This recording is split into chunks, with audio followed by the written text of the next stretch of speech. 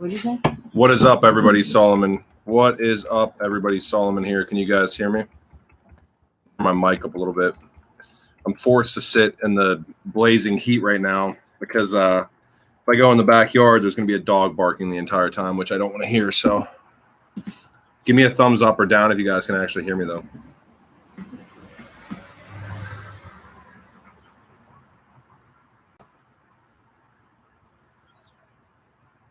Cool, you guys can hear me. All right, so I guess as a little bit of a preface to this will probably be the last time that I do a live stream like this. I did get all the equipment to start making like decent YouTube videos again. So this is actually on my work laptop. This will be the last one that I do like this. So I got to get my bedroom studio set up over the course of this weekend or whatever. I did want to make a live video tonight just because of the fact that I would say over probably the course of the past 2 or 3 days, I found just some really, really interesting documents out of the Bank for International Settlements. We can see obviously that now European Central Bank has quote unquote officially announced they're working on a digital euro, which really isn't news to us, but they actually did come out with that official announcement. As well as this smart grid document that I found from the European Commission, which is just really interesting and mentions a ton of assets. I am not going to share the screen of some of these things tonight. I did link it down into the description of this video, though, so I'm going to just kind of start going through this because I think it's interesting to go through. So the first one that I found, and if you guys click on the link down in the description, you can pull this document up too. This is Bank for International Settlements. This is from this month. BIS working paper number 951, Distrust or Speculation, Socioeconomic Drivers of the U.S. Cryptocurrency Investments. This is not the first document I've seen like this, but it's just really crazy that it's literally like, you know, these central banking institutions probably are hiring different staff members just to literally monitor what's going on with crypto. And it's kind of creepy to be honest with you. You know, you get into this here and you start going through this thing. There's very, very descriptive things about wealth classes, what assets they're buying, what assets they're not buying. This is talking about these results that are based upon survey of consumer payment choice. I guess it's this, you know, benchmarking criteria that they're utilizing from the Federal Reserve Bank of Atlanta. And this is 2014 to 2019, and they're kind of consolidating this data. XRP was mentioned in here a bunch of times, Ethereum, Litecoin, Bitcoin Cash, Bitcoin. They're just monitoring user activity basically based on what we're doing as investors into this digital asset space, which is a little bit just interesting to me because it seems like there's quite the drive to do this. So I'm going to kind of briefly go through this. Again, if you want to follow along on your own, I'm not going to share these screens here though. I will start getting into that stuff again next week. Some of this stuff I just don't want to share either. Our last set of results regards the evolution of these patterns of cryptocurrency investments across time and cryptocurrencies. Owners of Ethereum and XRP are the most educated in our sample, followed by Bitcoin Cash and Bitcoin users. Conversely, those owning Litecoin are the least educated. We document trends in knowledge and ownership and develop an empirical test for holding cryptocurrencies. I mean, this stuff goes into gender. This goes into age. I don't know. This goes into race to an extent. Now, this does say race is, at least in one of these sections here, that race is uncorrelated with cryptocurrency ownership. But you better believe, I mean, and this is one of the things that I kind of want to make the focal point of this. This is not going to be a long video, but I did want to do a video for you guys. This next document's pretty ridiculous too. There's tons of assets in there. It's just really kind of curious to me how much under the boiling water these legacy financial institutions are in. If they didn't give a shit about crypto and DLT and digital assets, they wouldn't be doing these surveys. They wouldn't have these individuals that are certainly just probably literally watching the market, probably literally watching Twitter, probably watching all sorts of different activity, literally classifying us into these different socioeconomic groups, whether that be based on age, sex, race, wealth class. It's really, really ridiculous. And it's a little bit, I mean, we already know that that's happening across the board anyways, but now they're starting to do that with us as far as digital asset investments are concerned. And yeah, there is some stuff about XRP in here. There's some metrics that they're utilizing. Educated. Hang on.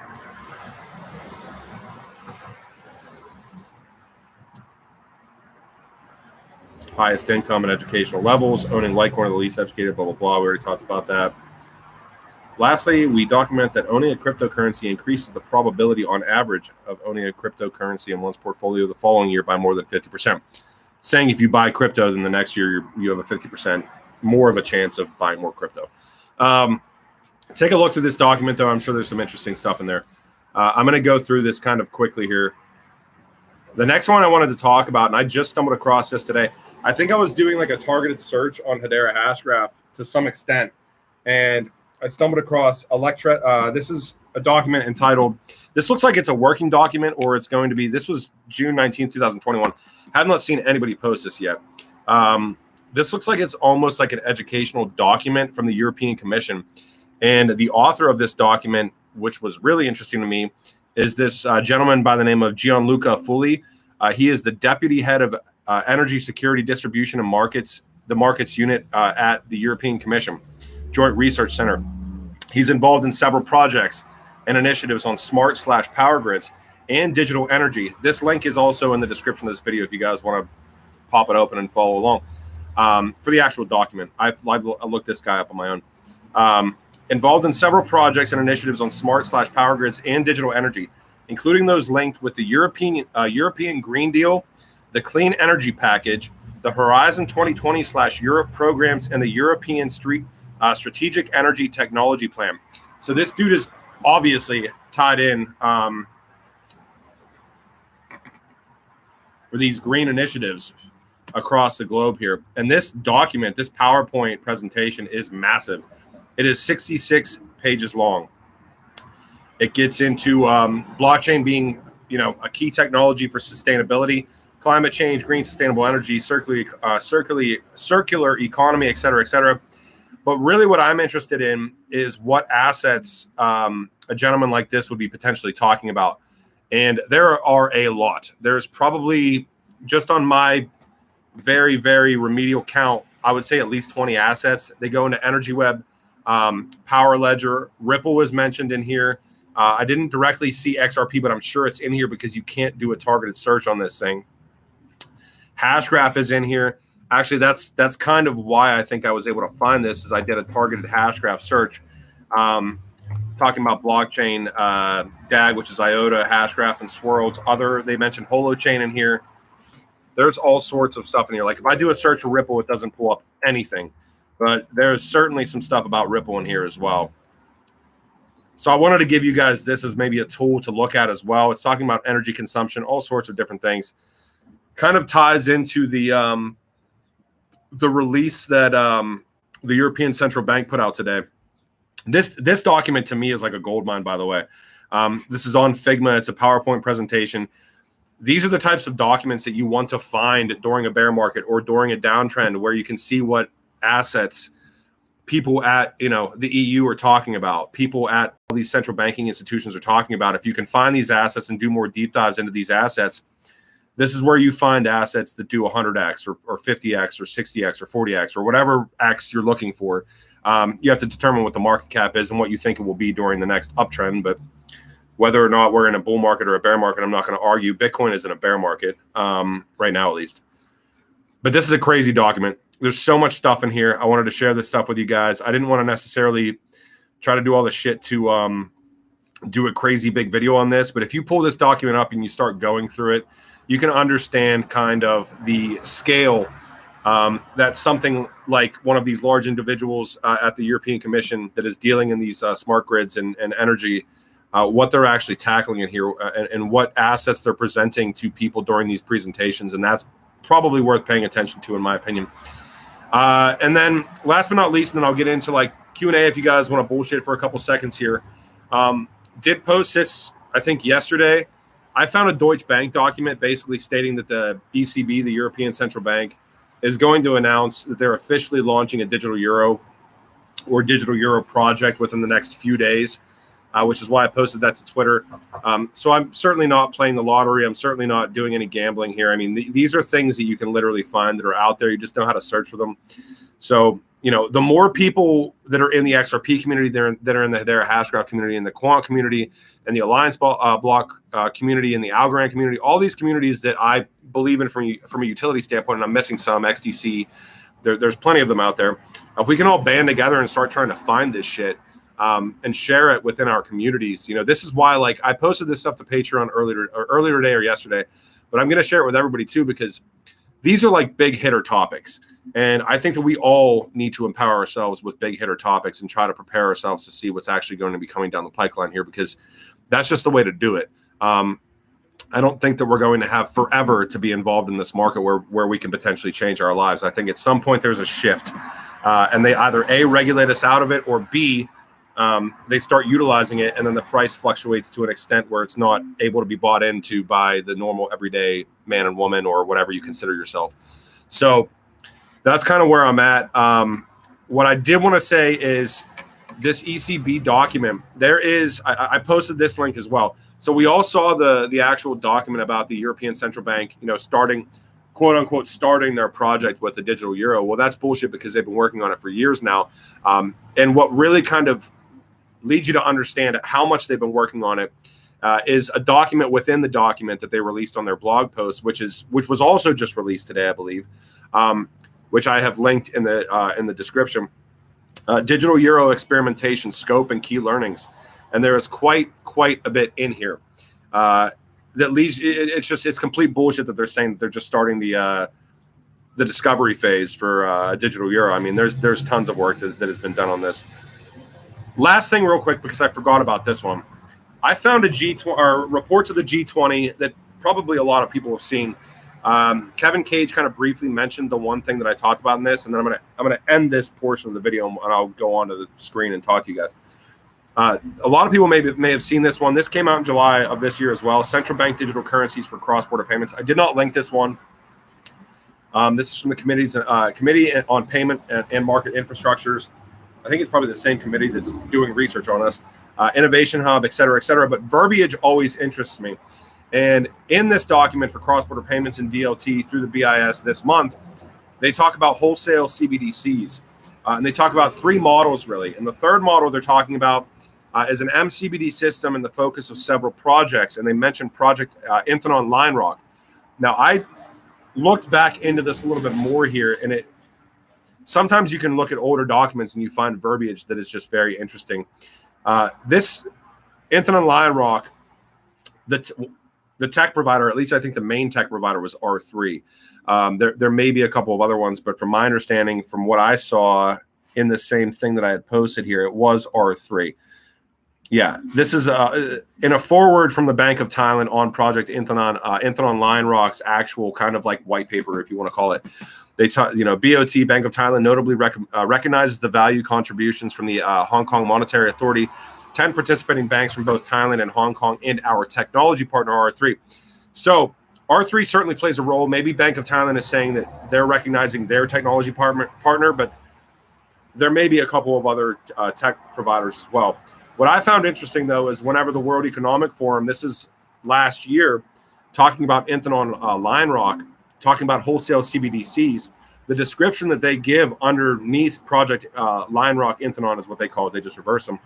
Using smart contracts, cross-border fund transfers can be embedded with foreign exchange transactions so that on-demand foreign exchange liquidity management can be achieved. So they're essentially, in my opinion, literally skirting around the fact of just saying ODL. I could be completely wrong there, and I might be wrong. But they're adding additional loaded verbiage, and it's just interesting to see with smart contracts and Flare and everything, how they essentially phrase on-demand liquidity directly into this without saying ODL necessarily. So, I mean, it's right there. And in that same document from the World Economic Forum, most relevant options under wholesale CBDC, they only give two examples for crypto assets designed for inter or intra-bank payments and settlements. And one of those was JPM coin and the other one was XRP. So, Yeah, the links are there for you guys. I mean, this stuff's out there. I did just want to do a really quick video for you guys, though. I don't personally want to share Bank for International Settlement shit about them monitoring the cryptosphere and all of us and kind of designating us by race, gender, sexuality, age, wealth class, all that stuff. I probably will do that stuff once my laptop, my new one's like kind of up and working, because I just don't give a shit. I'd post it anyways, but I'm not going to do a half-ass job and post it here where it's going to be kind of subpar. But I did want to post the links for you guys because I think it's important for all of us to realize what's actually going on behind the scenes with this stuff. And yeah, I mean, being in this space, like there's assets that I would consider gambling and speculative, and those are, we're all speculators here, but I disagree with some of the other very large players that do YouTube and XRP stuff and all that stuff. We're certainly speculators, but I have nothing but a warm and fuzzy every night whenever I go to bed holding Quant, XRP, Zinfin, Algorand, Alliance Block. Those are assets that literally, after I buy them, I just don't necessarily, I don't even really look at them. I'll just hold them. And if I feel like I don't have enough or if it's undervalued to the point where I'd like to accumulate more, then I just buy more and then I just transfer them off to cold storage or do whatever I do. And I just hold them and don't even look at them. Because these are the assets that are going to interface with these systems. It's not going to be baby fucking Elon coin interfacing with the Bank for International Settlements, the IMF, all these different legacy institutions. It's going to be something that has been around. You can see just by even the way that the European Central Bank phrases these things. We're just we are officially announcing our digital euro project. They've been fucking working on the digital euro for like 3 or 4 years now, 5 years, 6 years, however long it's been. Probably since the inception of Bitcoin is when they really, maybe a year or two after that, when they really started saying, hey, we need to start working on this. So the verbiage or the phraseology and the rhetoric that they're just starting to work on these things is almost laughable, right? So if they're taking this long to announce that they're starting to work on these things, do you think that they're going to use an asset that just comes out last week to build upon these things, or do you think that they're going to use an asset that they have trialed? They've done proof of concepts with. They've done interoperability trials. They've done stress testing. They have done all sorts of different things. And I kind of tier that along with the fact that a lot of these legacy institutions, to me, I know a lot of people would disagree with me. I don't think that they're 100% ready.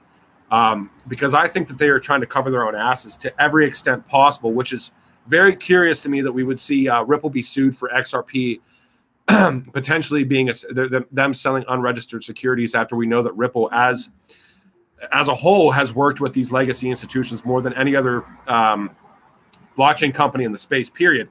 And XRP arguably has probably been, maybe besides Ethereum, has probably been trialed more than any other digital asset across anything. So we can see how long it's taking these things to develop. It's just very interesting to me that we would see all this stuff, kind of play out. And then we have these, I've talked about it before, 2025 and 2030, ISO 20022, which is essentially just the updated language for payment standards across the board. The deadline for SWIFT, like for full migration, like the drop dead deadline for full migration across the board is 2025, but there is certainly a phased approach to this as well. And then all these green economy initiatives that are going on, decarbonization, green finance, all this stuff. There's certain things that play out in 2025. There's certain things that play out in 2030. I'm sure that there'll be things that play out in 2035 or whatever, but I think this decade is going to be extremely interesting. I've said it before. I'll say it again. I think that at some point by the end of this decade, we're looking at like a 20s of trillions of dollar crypto market, if not like really, really close. I would say definitely close to 20, if not over 20. And that's kind of what leads me to believe like these assets that are going to be interoperating with the legacy system like Quant.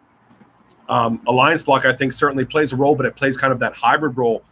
Because it's providing, and I'm a huge Alliance Block guy, if you haven't already realized, but there's going to be ones we haven't even heard of yet.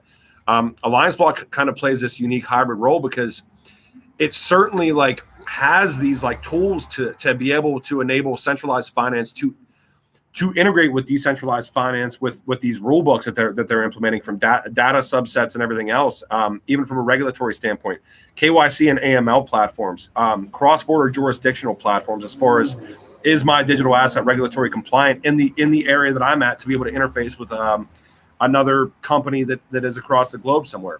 It's really exciting. I certainly am really, really happy to be here still. I will say that just like everybody else in the space, I get burnt out, but this is going to be the fruit that keeps on flowering for years for us until they take it away from us. And it would be just completely stupid just to walk away from some of these assets. And what I will give you guys maybe as a tip for me, at least what I'm trying to do right now, and then I'll feed some questions. There's assets that literally launched in like March, April timeframe that had their pre-sale dumps that never had a chance to recover. Do not neglect to look into those assets right now, because those are probably the most undervalued assets you could possibly look into right now. Ones with potential or proposed utility use cases that just took a massive dump because their pre-sale, the people that got in on the pre-sale just dumped. Maybe they had a shitty vesting schedule. There's assets like that are probably $1 or $2 million market caps right now that are going to. I mean, there's assets right there that are $1 or $2 million market caps that are certainly going to go to over $1 billion at some point, but picking the right ones is difficult. It's easier to potentially look at the ones that are more than certainly going to go to 100 million at some point in time. It may not be in the next month or 2 months or a year, but if you're willing to buy those assets and those assets and those companies that are building upon those assets keep developing, shit, it's a no-brainer, So I'm done with shit coins at this point in time. Maybe next bull run I'll tackle them again, but I don't think we're in a bull run right now. We may go back above and reclaim bull territory here during this particular cycle. I just don't care. I'm not going heavy into anything. I'm just literally just paying attention. Assets I consider extremely undervalued. I'm starting to kind of wager myself in. But shit, like I was even looking at some of these other ones today that like took dumps, and it's like, if I would have bought into some of these assets that launched like a year ago, like even in July of last year, there's assets that have done like 160x.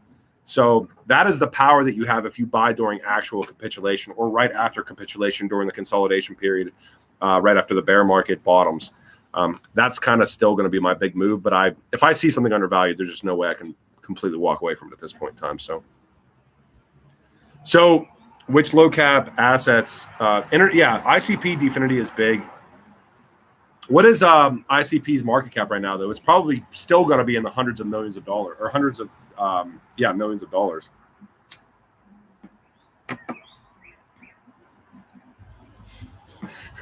Kevin Lance says, "What's up with this baby XRP, bro? I lost like 3. No shit. That was the last shitcoin that I bought. I don't know if there's a new baby XRP, and quite frankly, I don't care. But I dropped like $3,000 into baby XRP like an idiot, with all the signs there that I know about for like rug pulls. Don't do this. It's really stupid.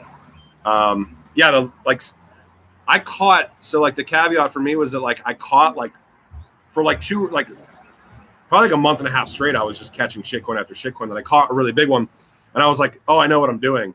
I had no idea what I was doing, because then I lost a shit ton of money like 3 weeks in a row. So yeah, I'm done with that. I love the phrasing of that though. King, what's up with this? What's up with this baby XRP? LOL. I have no idea if there's a new one or not, and quite frankly, it just doesn't matter to me if there is.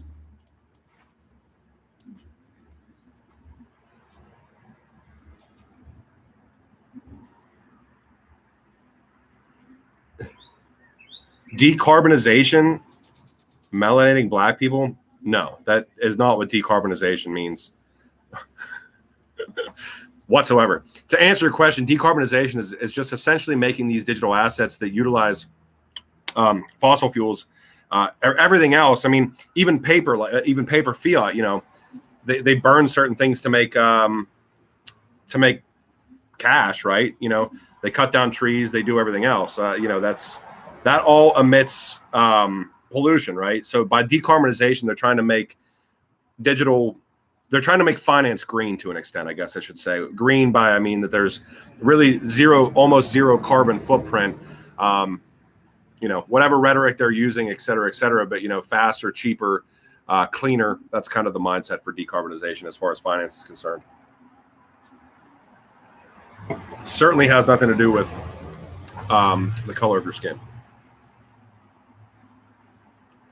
ICP is 5.1 billion market cap still. So yeah, dude, that's crazy, man. I didn't buy Definity The IOU for Dfinity was out, and I never bought that because I just don't like buying IOUs. It's fucking hot. But $5.1 billion market cap still, like, I would just be really scared if Bitcoin continues to shit the bed, like buying something at a $5.1 billion market cap. And that kind of sucks for me to say because Dfinity is one of those assets that I kind of feel like shit just not holding any of it because I think it's an asset that I need to hold some of. But I usually have a rule that if anything's like in the top 100, I'm just not really going to buy any unless I really see what's going to happen with capitulation or not. Because if this isn't capitulation, then at some point we will have capitulation. And the buying opportunity, the ceiling may be a little bit lower for me at that point in time if I buy during that capitulation, but it's still capitulation. It's still going to be a great buying opportunity. So Dent, yes. I mean, I held Dent in 2017. I think I still have a tiny bit. I don't so like assets like Dent, like Telcoin, that's just not my slice of pie at this point in time. You know, I looked into them in the past. I can't remember even anything that I found on Dent in the past. So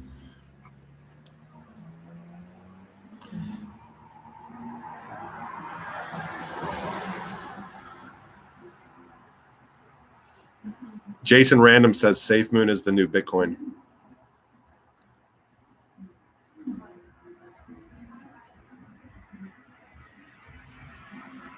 So yeah, like my mindset on Flare is just very much so I'm just going to let the team and let Flare do what they're going to do. I know that there's people that have opposing opinions on that, and that's fine. You're able to have your opinion. I just don't. I wasn't one of the innovators of Flare, so I'm not going to sit there and try to tell them how to operate their network, how to do the airdrop or the allocation. That's just not what I'm going to be doing. I can understand both. I mean, to be honest with you guys, I can understand both mindsets. I mean, I can understand why people want it all. I can understand the common sense reason why people don't want it all, which would be, or the network reason, you don't essentially want that much selling pressure right off the bat. But I'm going to be participating in Flare. I mean, what are the use cases for Flare? I mean, you're essentially tying the XRPL and XRP into DeFi, right? I'm at there's F assets and Y assets, that essentially imagine like all these DeFi ecosystems, but then tying the speed and utility of something like XRP and like even Avalanche's consensus mechanism into these different protocols. Like what is lacking on Ethereum will not be lacking on Flare. You are seeing similar, probably different mechanisms, but like Solana and Polygon and all these other ones getting into DeFi. But I think bringing all these major liquidity initiatives via these tokens or coins into the Flare ecosystem is also going to be really big. I don't think anybody really understands what to expect. I think that Flare is going to be absolutely massive. So I'm going to be participating. I know that I saw a lot of people talking about delegating their allegations to FTSO votes across the network, which that's probably going to be my move, just because I've been looking for coins for the past 3 months and I trust other people. No, I don't mind.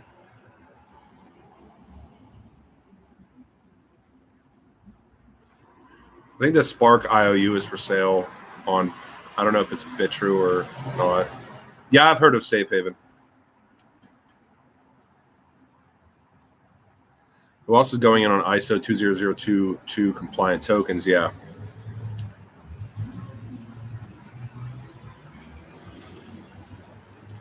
What are some low cap gems I hold? I don't hold that many low cap coins anymore, to be honest with you. I made bad moves over the past 3 weeks. Luckily, I cashed out a lot. I hold Alliance Block right now. I hold Lattice. I hold Covalent.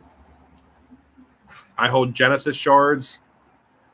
With the Covalent Genesis shards were just yesterday. Cellframe I just got yesterday. There's one other one that I'm going to forget. Oh, Paralink I got yesterday because it's like a $1 million market cap. And they're partnered with quite a bit of organizations that are tied in with Polkadot. Polkadot's going to be big too, by the way. I mean, make no mistake about it. That ecosystem's still going to grow and flourish. Just like we see, a lot of these, and there's going to be more ecosystems that grow and flourish. I would be very, very surprised if maybe during the second utility portion of this bull run, but maybe not. But during the next bull run, we're going to see all these tokens that are potentially building on top of Hedera Hashgraph, just in my opinion, completely go insane.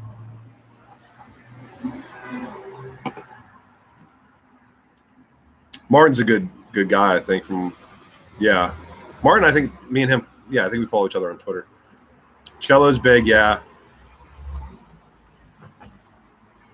I mean, I think honestly, Alex, I think that it's like almost like a no-brainer that XRP. I don't know what's going to happen with XRP. I mean, I think it's a no-brainer. I won't be selling XRP until it goes to $10. I've just, over the course of the past 4 or 5 months, I've made decisions with utility assets. I'm just not going to touch them unless they reach certain valuations. And even at $10, if XRP gets to $10, it's probably going to go to 20. We always, we underestimate like the power of this technology. So like the last bull run, we hit like $860 billion for all of crypto. This bull run, it was like 2.6 or 2.7 trillion, assuming it was the top. Next bull run, it's going to be 5 or 6. Next bull run, it's going to be close to 10. Next bull run, it's going to be close to 15 or 20.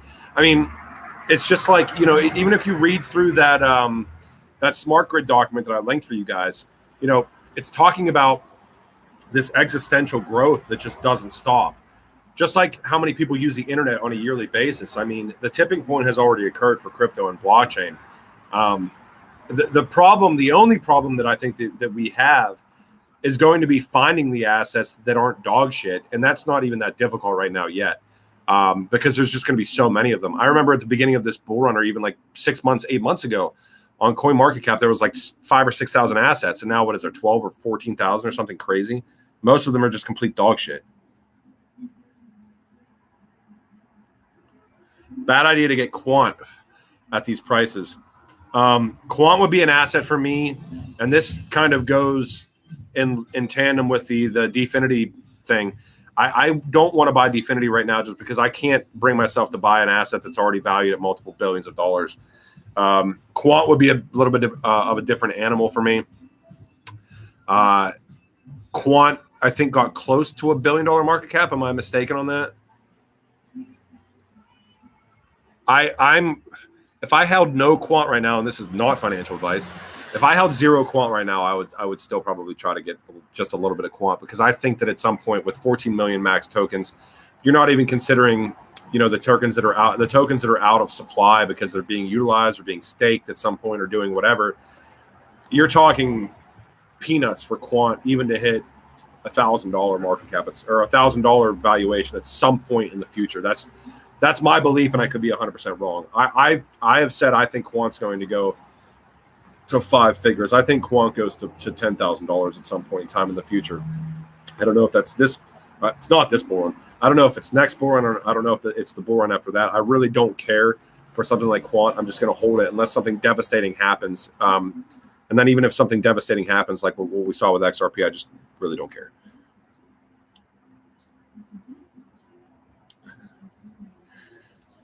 When Flare goes live and Spark is allocated, I will certainly do a crash course for myself, and I will walk everybody through, similar to what I did on MetaMask with Ethereum and DeFi probably 5-6 months ago. Yeah, I will definitely do that. I know that there's not a ton of time in that, so what I'll probably do initially, because I think there's like 5 days or 7 days after you get allocated to make certain moves, I will definitely do like kind of a brief video first, and then I will, once I learn it and I'm efficient with it, I will do more of a deep dive explanatory video into Spark and Flare and everything else. That's certainly on the radar here. I don't know, Jeff, because that's Jeff asked, do I think XRP will drop 85 to 95% at the end of the bull run?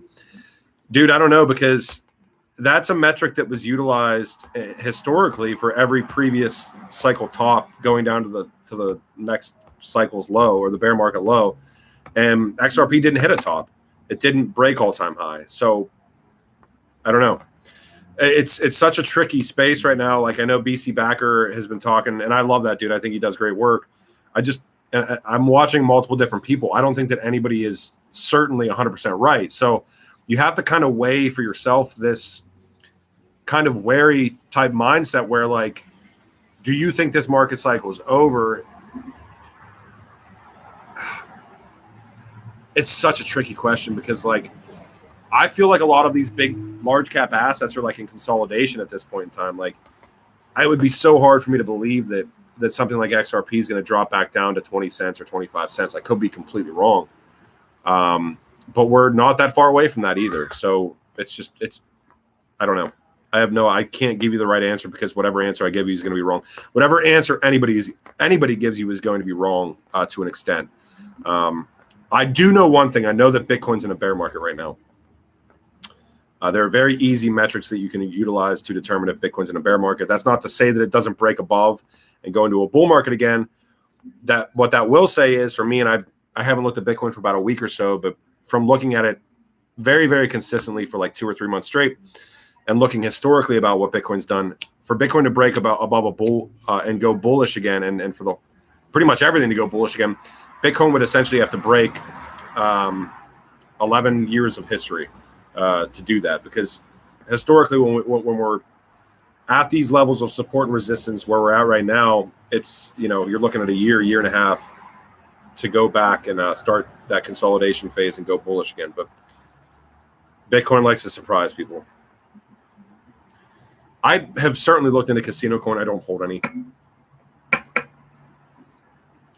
Yeah, dude, Kevin, I agree with you, man. I mean, that's, to me, I'm not looking at these prices as like something to look down upon right now. I think that it's just a gigantic opportunity because at some point the floodgates do break open.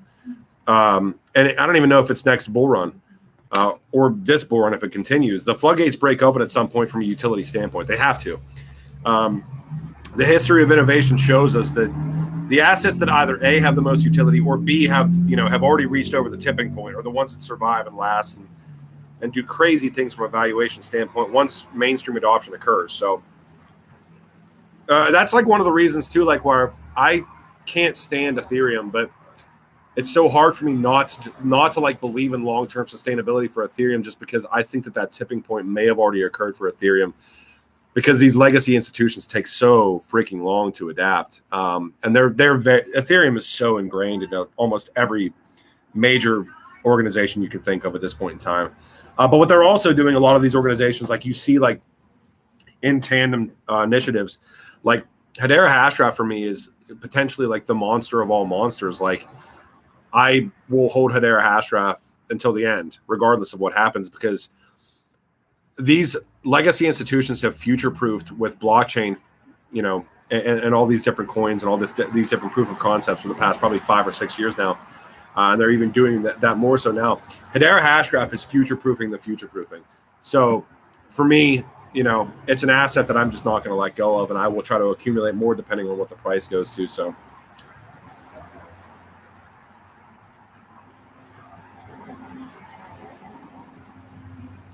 Well, I mean, I have a Bitrue account. I rarely use it.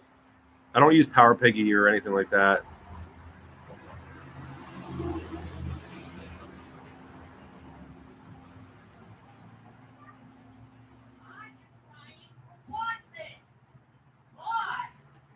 That's another thing, like running nodes and stuff like that. It's just anytime I need to have a certain amount of coins accumulated, I would rather accumulate them cheaper. I know a lot of people are into Strong. I know a lot of people are into Pack. I know a lot of people are into Gala. Gala, I don't know if we'll ever have the chance again. Pack, maybe. It's a risk that I'm probably just willing to take because we're going to have more assets come out like that. And I hate buying, I don't know. Strong probably, I'm probably going to sound like an idiot because Strong's probably going to do really, really well. Like I said, I'm probably wrong about bear market, bull market. I know historically that Bitcoin's certainly in a bear market right now. If Bitcoin breaks above and goes bullish again, everything's going to do the same thing. And I probably won't have a chance to get, I forget how many strong you need. What is it, 10? You need 10 strong to run a node, right? So it's probably I don't even know what the price is right now. It was last week, it was like a week and a half ago, it was $1,600. And then it went to $2,300 or $2,400. So is what it is.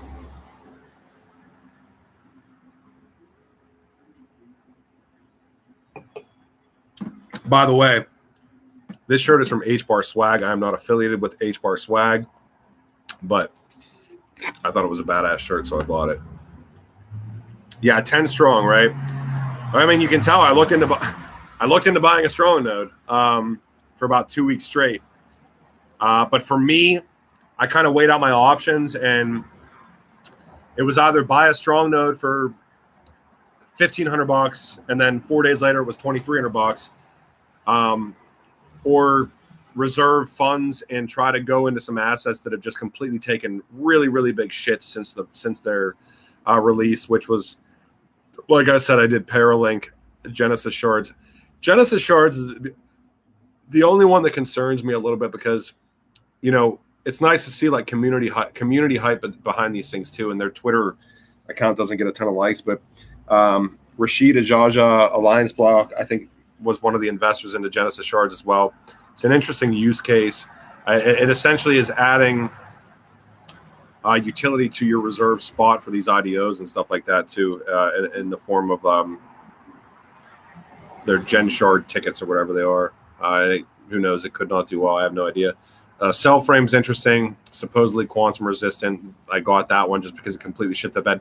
But there was other ones too, like like if you guys don't know, like Unizen is one to definitely look into. Okay, Unizen is essentially like a liquidity aggregator / exchange / combining DeFi into CeFi.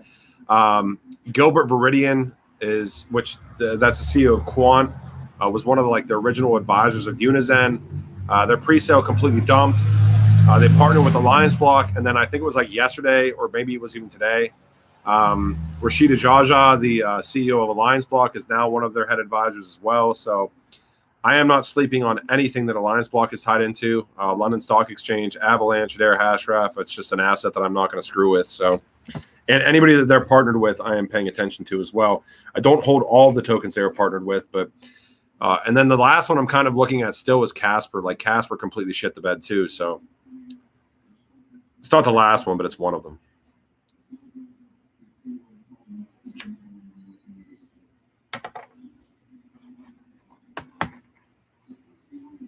When is a Spark token to be dropped? They keep changing it.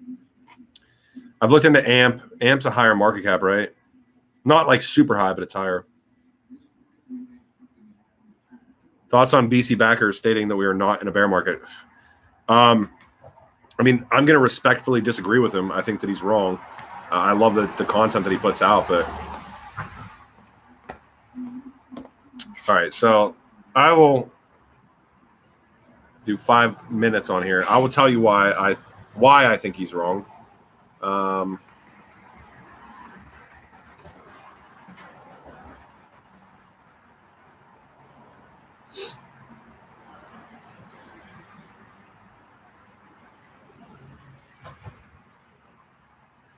If you guys don't know how to like I'm not going to sit here and say that I know how to read charts nearly as much as blockchain backer, because I don't.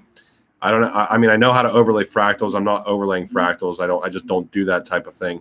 I'm just looking historically at Bitcoin, and if I look in the weekly chart of Bitcoin, anytime that we have price action below the 21 EMA on the weekly, the last time that we actually did it, arguably did it,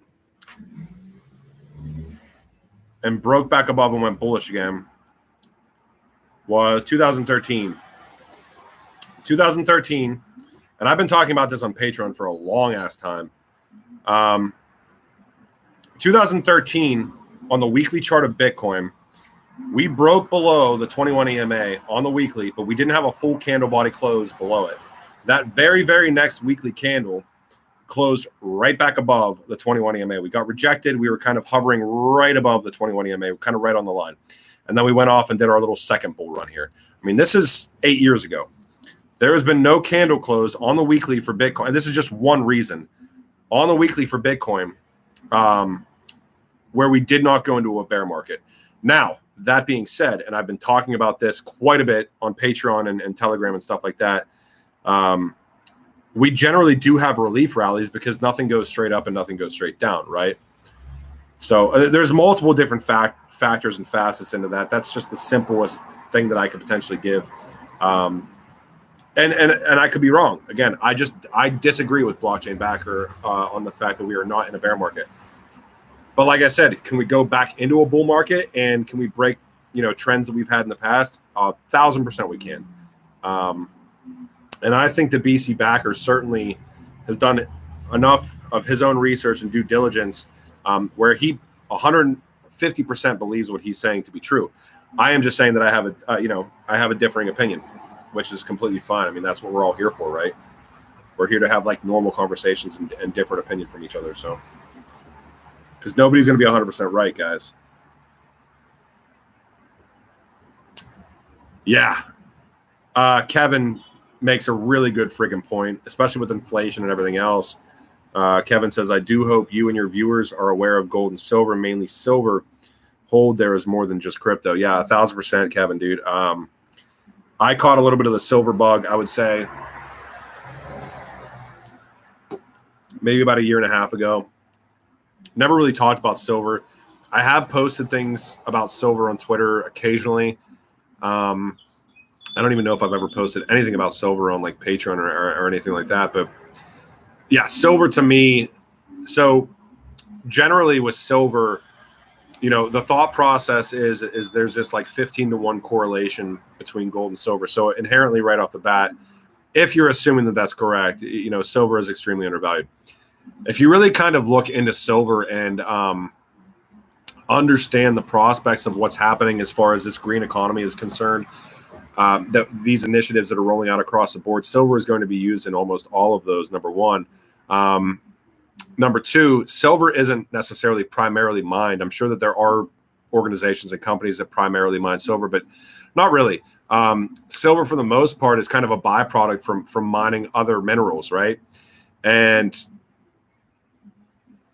so if you really get into it, especially with kind of like what these institutions say that they hold versus what they might actually hold, I think that there's a lot less silver out there than most people suspect. And I think, I know that gold and silver have never been priced for inflation. There's so much manipulation in those markets. It's just ridiculous. I would be hesitant to say that silver has a 15-to-1 correlation. I would say more realistically, I think that personally at some point silver has more of like an 8-to-1 correlation with gold. And I also think that I'm going to sound absolutely insane. I think silver, at some point it is in the 4 digits. I think that, silver at some point goes up to, above $1,000 an ounce. So that's might sound completely ridiculous. It might sound completely stupid. That's just my thought process on silver. And I would also recommend do not do anything besides buy physical silver and figure out how you're going to store it. And also another big thing that I've kind of heard from a couple of different people, there's varying views on silver too, but there's people that have told me not to buy these mint coins like U.S. Treasury or Canadian Mint because they're going to be confiscated. I have no idea about that whatsoever, but you want to make sure that you're buying types of silver that is going to maintain its value, and also kind of maybe split your investment if you decide to invest in silver. I'm not giving you advice between silver that you could potentially use on the transaction based level, small coins, 1 ounce, whatever, and then potentially maybe just a couple of bars or whatever you want to do. So junk silver is another option too.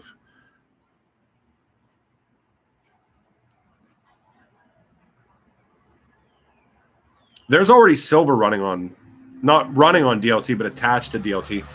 Dave LaForest asks, what's silver going to run on the blockchain? Check out Oro, ORO. To me, that would be potentially another undervalued asset. Reminds me very much so of Router Protocol on Matic, or Polygon, I'm sorry. Oro, their initial use case is tokenized gold and silver on Tezos. So, and they probably aren't even at a $1 million market cap right now, and they've got some very interesting partnerships and followers. So check out Oro. Paper silver is another option, yeah.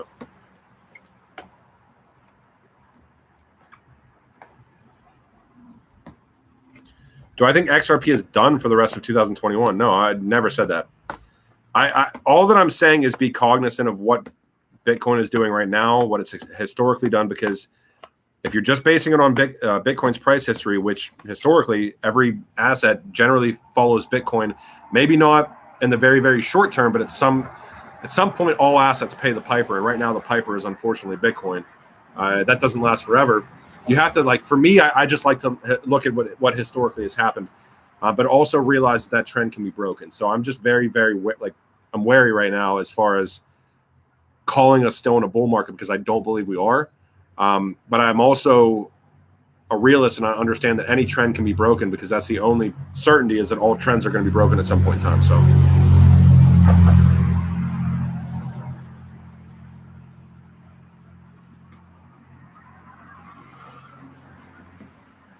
what I miss, check out the links, Alex.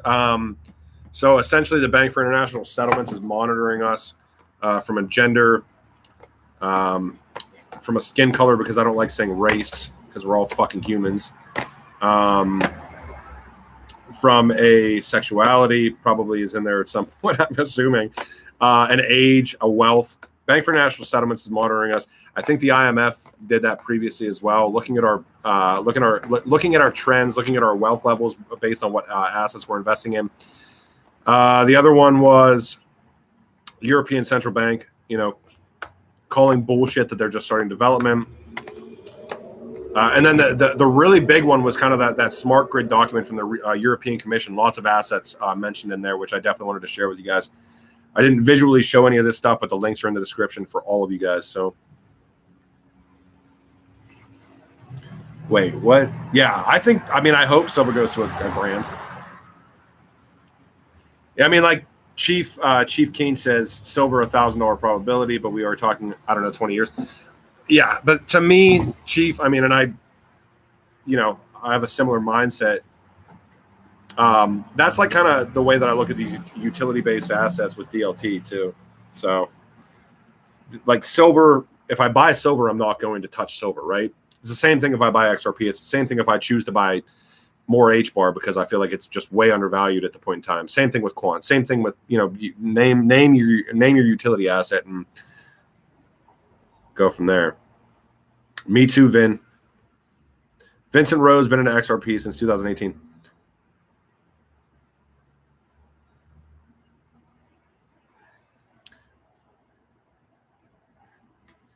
So, VeChain's another one. VeChain's one that I'm just not going to be touching. Yeah, Skatefish says lengthening cycle, diminishing returns. I get it. I don't disagree with you at all. But you have to also kind of take into, by lengthening cycle, diminishing returns, each bull market or each cycle for crypto, the cycle gets longer, is kind of the mindset here. Where if, let's say, the last bull and bear cycle took 2 years, this one would take 3.5 years, whatever. But diminishing returns also plays into that. And by diminishing returns, I mean the ceiling, at least for assets that have history and utility, the ceiling will get lower as far as not value or dollar-based value, but percentage like ROI. So, for example, if you would have bought Bitcoin in 2009 and sold it in 2011 or whatever, the ROI from a percentage-based standpoint was in the thousands upon thousands of percent, probably. If you would have done the same thing over the next cycle, the ROI and percentage would have went down. Next cycle down. Which essentially leads you to this logarithmic curve, right? Where at first Bitcoin goes like this, and the floor is kind of down here, but then as you kind of go up, that's really shitty. As you kind of go up, you kind of have this like flattening out where the price still goes up, but it's like the percentages get lower, and the drops get less severe as well. And that goes in tandem with, volatility kind of removing itself from some of these larger based assets as well. It's just kind of where these things sit. You can't take that into account for these newer assets that have proposed utility, because there is no cycle to lengthen. There's no diminishing returns because we haven't seen what they're going to do yet. Now, if you assume that you're at the top of the bull market during the first cycle and this asset has enough time to run, then yeah, you could potentially use that as a metric, but still it's just kind of a dangerous thing to do with newer assets. For Bitcoin, Ethereum, something like XRP, maybe XRP, because I like the diminishing returns thought process from for assets we have, and I like the lengthening cycle thought process. The only caveat that I would disagree with on that is that we haven't seen any type of utility bull run, in my opinion. So we have no idea, because at some point, let's say we have lengthening cycles and diminishing returns, right?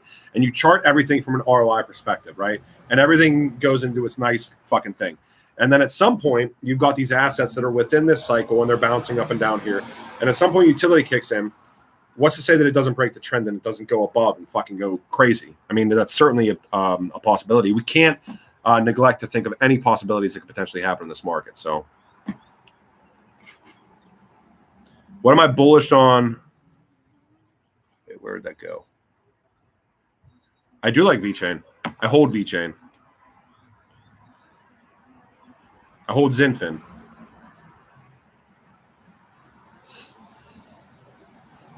Decent. I have heard of Decent. I have to write Decent down again because I had Decent written down. Decent's a coin too, I think. Fuck. I will write down Decent because I literally had Decent written down. Like, I'm almost positive Decent's a coin too. Actually, I know Decent's a coin.